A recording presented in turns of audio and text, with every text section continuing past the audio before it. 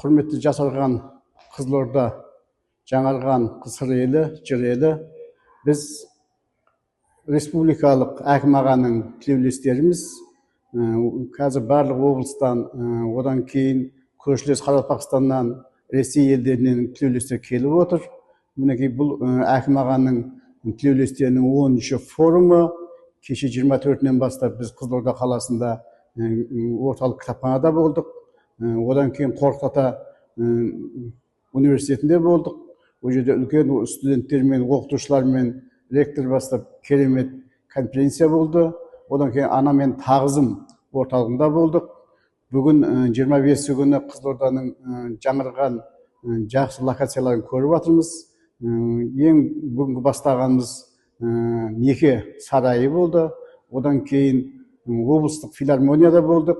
1000 көрермен кіретін үлкен залы бар екен. Сомен қосып, сыр жұлдыздары шығармашылық инновациялық орталығында түрлі үйірмелерді көрдік. Керемет. Оқушылар, қыз балдар болсын, ұл балдар болсын, жәндегі тігіншілікпен, одан кейін кесте тоқумен, ән үйірмесі, домбыра үйірмесі ашылған екен. Мінекей балдар үшін уақыттарын бөліп, өздерінің қазіргі заманда балдарымыз телефон шұқылайды бос уақытысында. Бос уақытысында сондай өнермен айналысып жатыр екен.